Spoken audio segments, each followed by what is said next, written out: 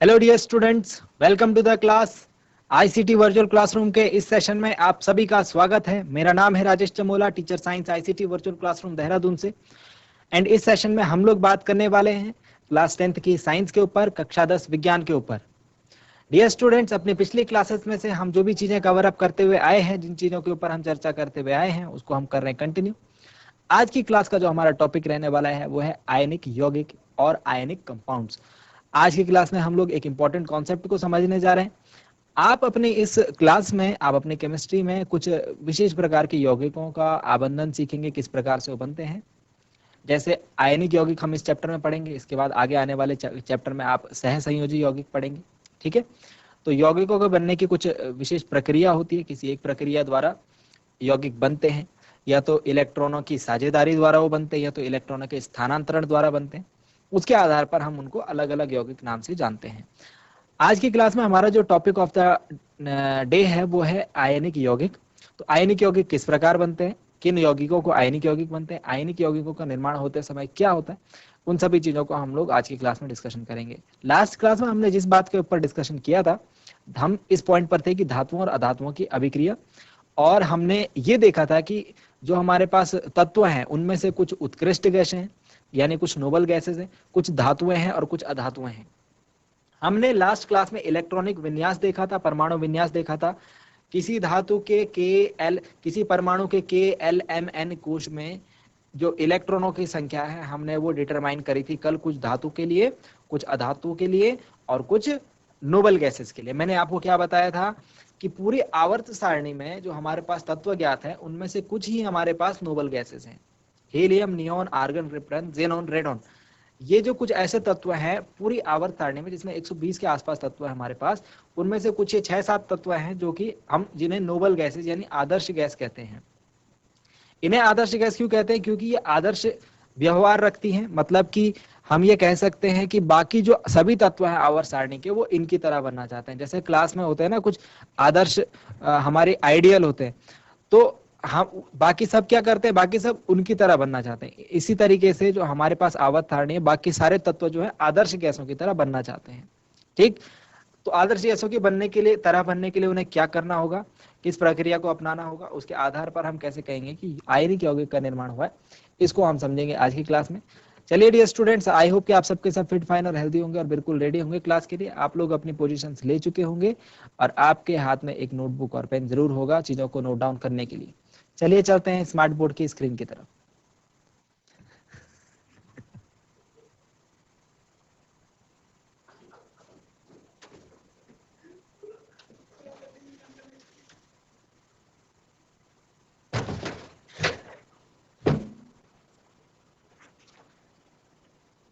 So dear students,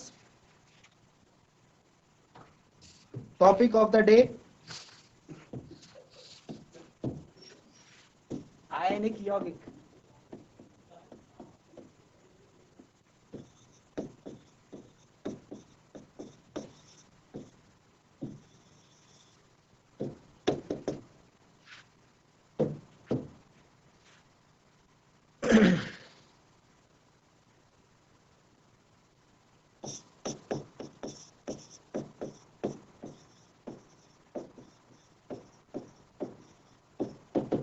ionic compounds. चलिए एक धातु और एक अधातु लेते हैं, और एक मैं नोबल गैस यहां पर ले रहा हूं। ठीक है, हमारे पास एक नोबल गैस है आर्गन।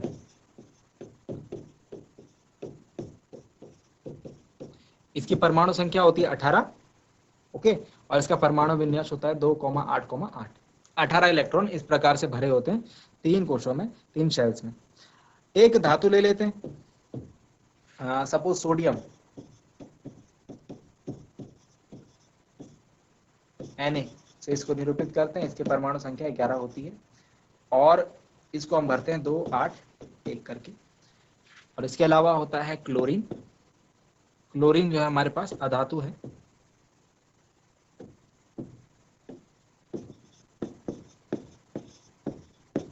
Cl से निरूपित करते हैं। 17 इसकी परमाणु संख्या होती है। 2, 8 एंड 7 ऐसे इसको भरते हैं। ठीक है, अब आपने पिछली क्लास में परमाणु के बारे में पढ़ा है, परमाणु के बारे में जानकारी ली है। आर्गन और एक और गैस की यहाँ पर बात कर रहा हूं मैं, जो है नियॉन,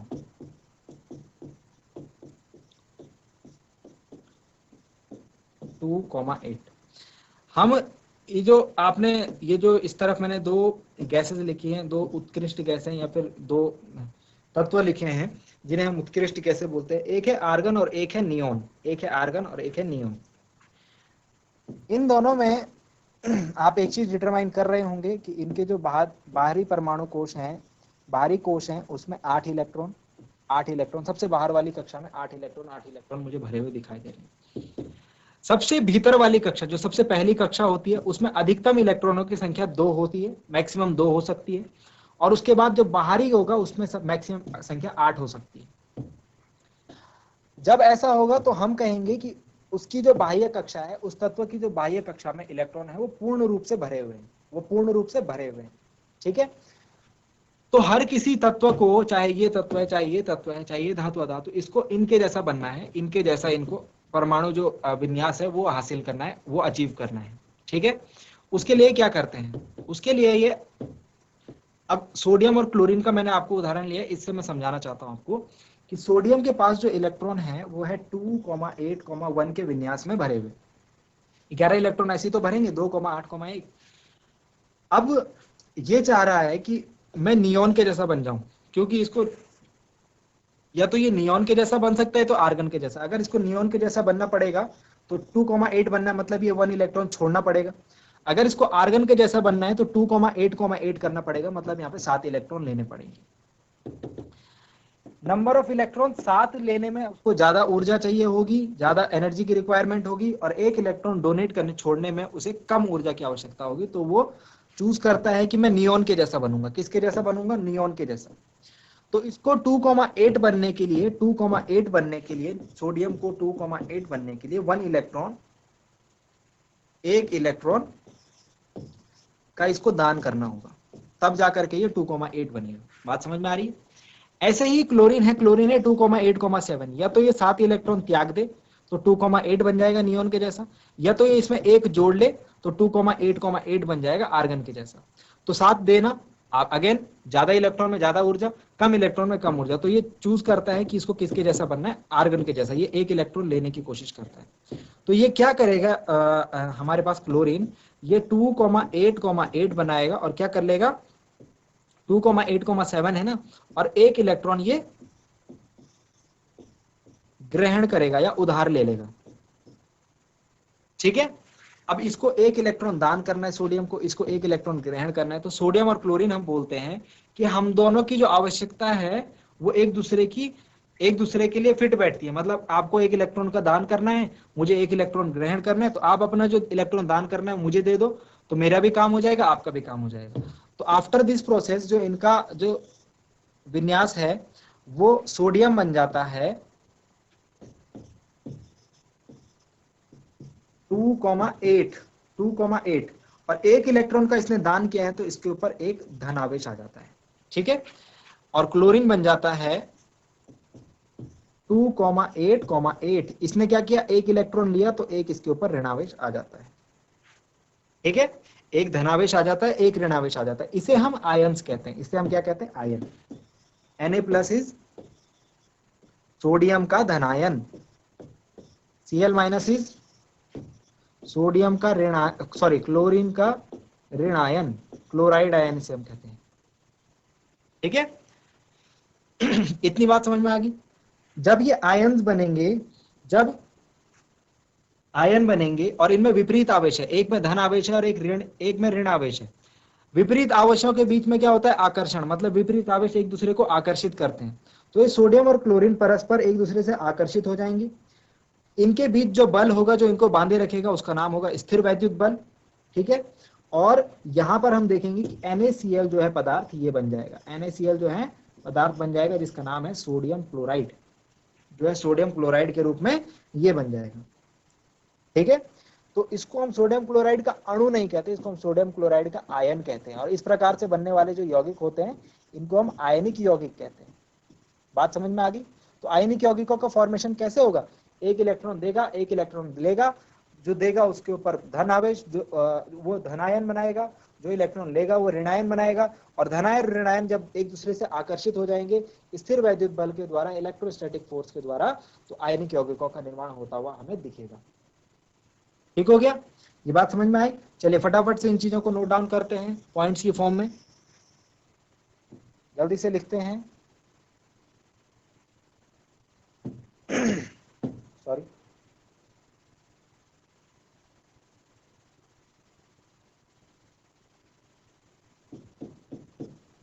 नंबर 1 पॉइंट,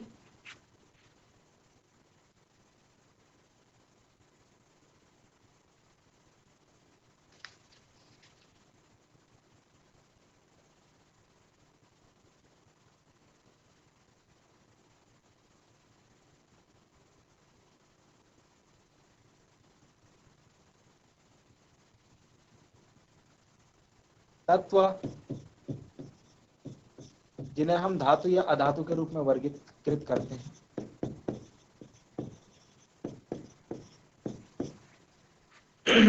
अपने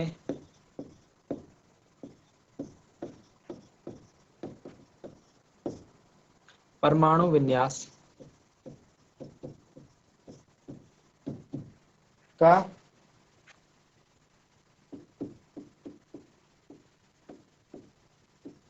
बाह्यतम कोश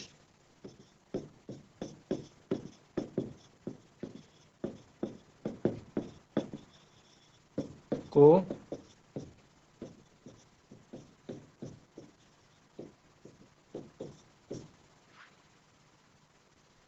पूर्ण करने के लिए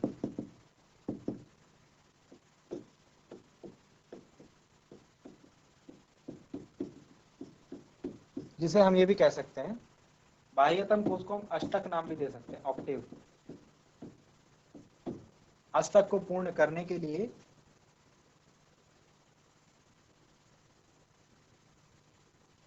आयन बनाते हैं।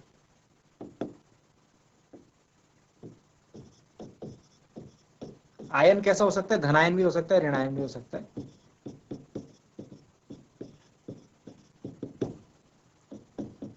विपरीत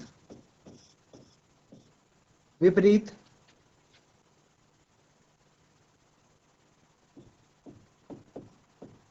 आवेश वाले आयन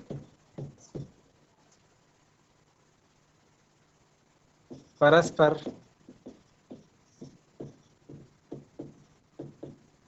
आकर्षित होकर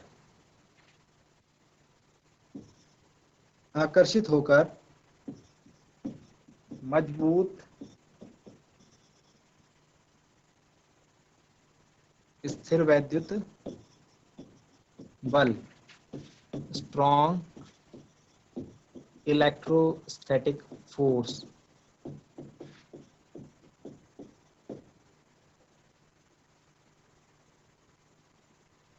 मजबूत स्थिर वैद्युत बल में बंध कर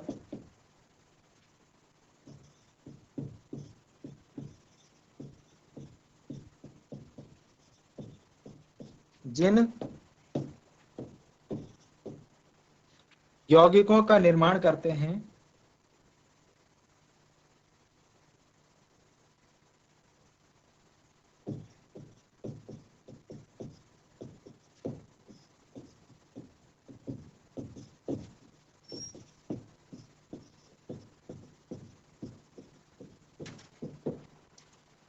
जिन यौगिकों का निर्माण करते हैं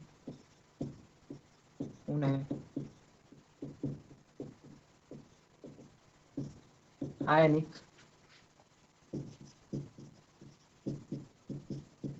यौगिक कहते हैं। Full stop. आयनिक यौगिक को करेंगे अंडरलाइन। ठीक है, तो ये हो गई आयनिक यौगिक की परिभाषा। एक आयनिक यौगिक का निर्माण हम दिखा देते हैं, सोडियम और क्लोरीन से मैंने जैसे दिखाया था। उदाहरण,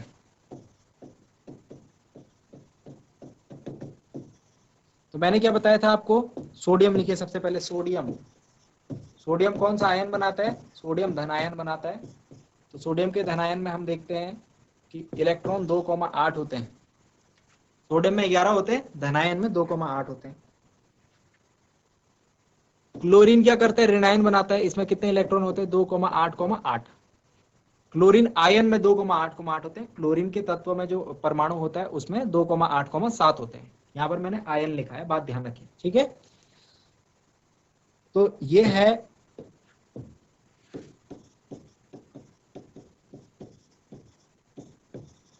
सोडियम धनायन और ये है क्लोरीन का ऋणायन। ठीक हो गया, सोडियम धनायन और क्लोरीन का ऋणायन।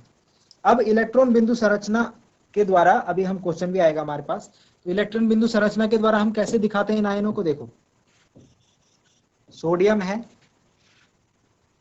प्लस क्लोरीन है, सोडियम के ऊपर कितने धनावेश हैं, एक धनावेश है ना, उसको हम ऐसे दिखाते हैं, देखो ऐसे, ठीक है। और सॉरी, सोडियम में कितने, सोडियम के बाह्य कक्षा में कितने आवेश हैं, मतलब अगर सोडियम देखें हम तो ये ऐसा था 2,8,1 और क्लोरीन देखें हम तो ये ऐसा था 2,8,7। तो सोडियम के बाह्य कक्षा में 1 इलेक्ट्रॉन, तो हमने एक बिंदु लगा दिया। क्लोरीन के बाह्य कक्षा में 7 इलेक्ट्रॉन, तो हम 7, 1 2 3 4 5 6 7, इसको हम क्रॉस द्वारा शो करेंगे। बात समझ में आई, बात समझ में आई। यहाँ पर 1 क्यों बनाए, यहाँ पर 7 क्यों बनाए, समझ में आ गया। अब होगा क्या, होगा ये कि ये अपना 1 इलेक्ट्रॉन इस क्लोरीन को दे देगा, इस जगह पर 8वां इलेक्ट्रॉन आ जाएगा। तो बात क्या बनेगी, बात बनेगी कुछ ऐसे,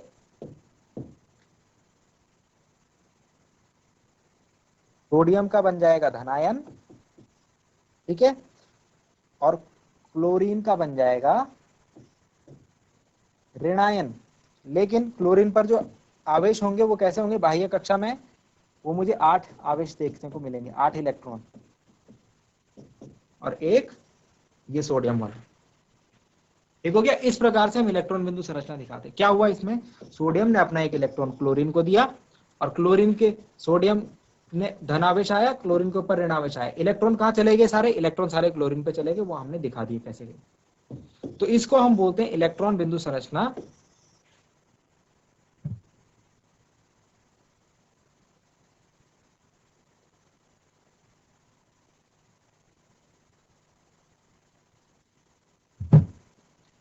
इसको हम कहेंगे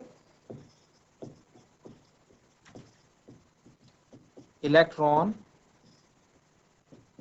का स्थानांतरण। ठीक है, इलेक्ट्रॉन का स्थानांतरण होते हुए आपको दिख रहा है। और यहां पर जो यौगिक बना है वो है NaCl, जो कि जिसे हम कहते हैं सोडियम क्लोराइड। और सोडियम क्लोराइड एक कैसा है, आयनिक यौगिक है, it is an ionic compound. ठीक है, तो सोडियम क्लोराइड का अणु हम नहीं कहते, हम क्या कहते हैं, सोडियम क्लोराइड के आयन्स। ठीक है ना, आई होप आपको ये बात समझ में आई होगी। ठीक है, नोट डाउन कीजिए इसे।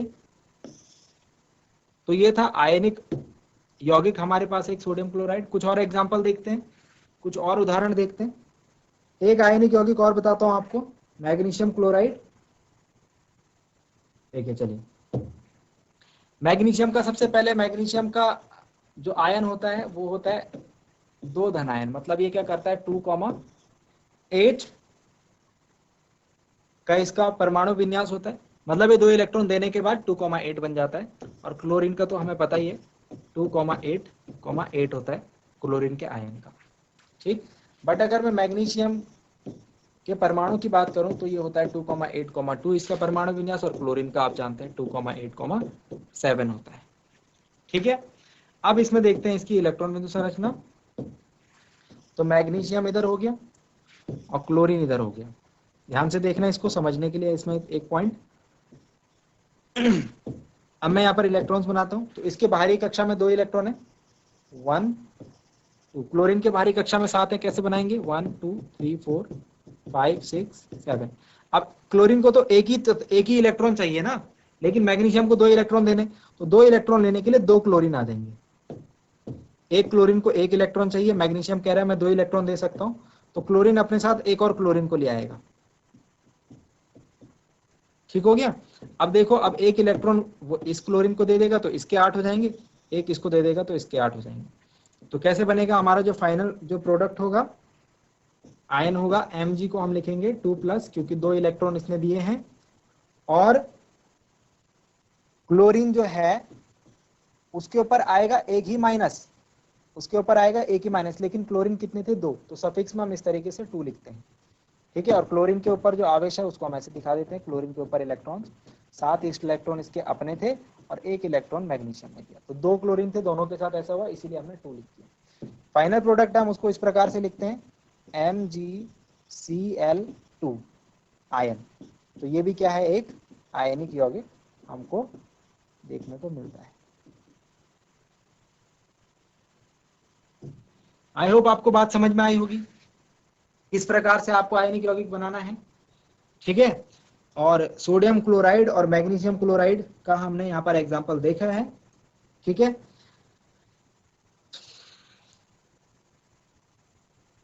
एक छोटी सी डेफिनेशन आप ये भी लिख सकते हैं, इनको हम एक और नाम देते हैं। मैग्नीशियम क्या है, धातु। आप देख रहे हैं मैग्नीशियम और सोडियम धातु थे और क्लोरीन में उन्होंने इलेक्ट्रॉन दिए, तो धातु से अधातु में इलेक्ट्रॉनों का स्थानांतरण होता है। तो जब धातु से अधातु में, लिखिए इसको नोट के पॉइंट फॉर्म में, धातु से अधातु में इलेक्ट्रॉन के स्थानांतरण से बने यौगिक को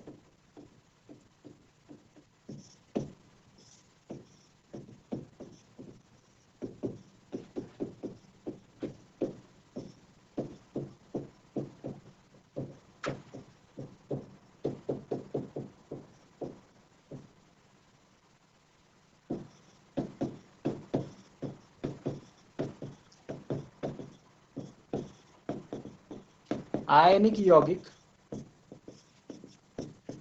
कहा जाता है। Full stop.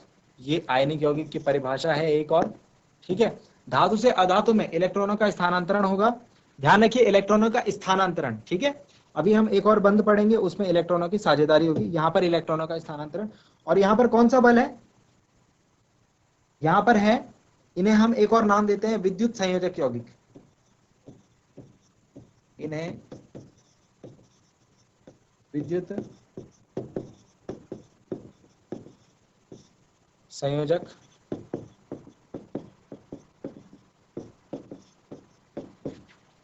यौगिक कहा जाता है, क्योंकि स्थिर वैद्युत बल द्वारा बंधे हैं। ठीक है, विद्युत संयोजक यौगिक भी इन्हें कहते हैं। आई होप बात समझ में आई होगी। ठीक है, अगली क्लास में हम लोग बात करेंगे आयनिक यौगिकों के गुणधर्म। तो अगली क्लास के लिए हेडिंग डालिए आयनिक यौगिकों के गुणधर्म, properties of ionic compound.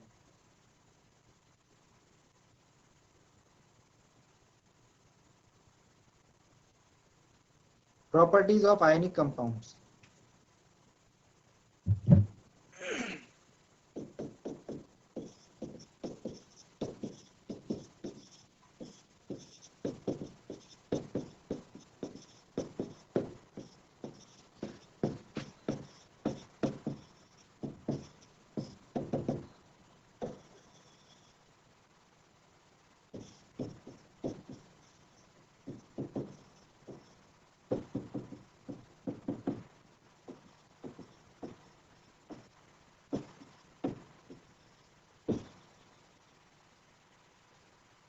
Properties of ionic compound, आयनिक यौगिकों के गुणधर्म। ठीक है, इसको हम पढ़ेंगे अगली क्लास में। हम लोग क्या बात करेंगे, आयनिक यौगिकों कुछ गुणधर्म के बारे में। जैसे हम लोग बात करेंगे इनकी फिजिकल अपीयरेंस, भौतिक इनकी प्रवृत्ति, इनका जो फिजिकल सिग्निफिकेंस जो है वो किस प्रकार से हमको देखने को मिलता है। आयनिक यौगिक दिखने में कैसे होंगे, भौतिक प्रकृति यानी फिजिकल नेचर की हम बात करेंगे इसमें।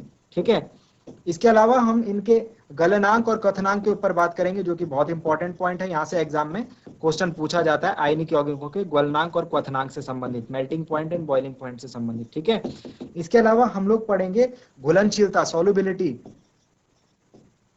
घुलनशीलता, आयनिक यौगिकों की घुलनशीलता के ऊपर बात करेंगे, आयनिक यौगिकों की सॉल्युबिलिटी के ऊपर बात करेंगे। ठीक है, और हम लोग बात करने वाले हैं इनकी विद्युत चालकता, इनकी इलेक्ट्रिकल कंडक्टिविटी क्या होती है। ठीक है, तो इन 3-4 पॉइंट्स के ऊपर हम लोग अगली क्लास में बात करेंगे। सो आई होप डियर स्टूडेंट्स कि आज की क्लास में आपको जो जो बातें बताई गई वो समझ में आई होंगी, आपको इंटरेस्टिंग लगी होंगी और आपने आज की क्लास में कुछ नया जरूर सीखा होगा। साथ ही साथ ये भी उम्मीद करता हूँ घर जाकर आप इन चीजों को एक बार जरूर रिवाइज करेंगे। मिलते हैं अगली क्लास में एक नए और इंटरेस्टिंग टॉपिक के साथ। क्लास से जुड़ने के लिए आप सभी का बहुत बहुत धन्यवाद। Thank you very much and have a nice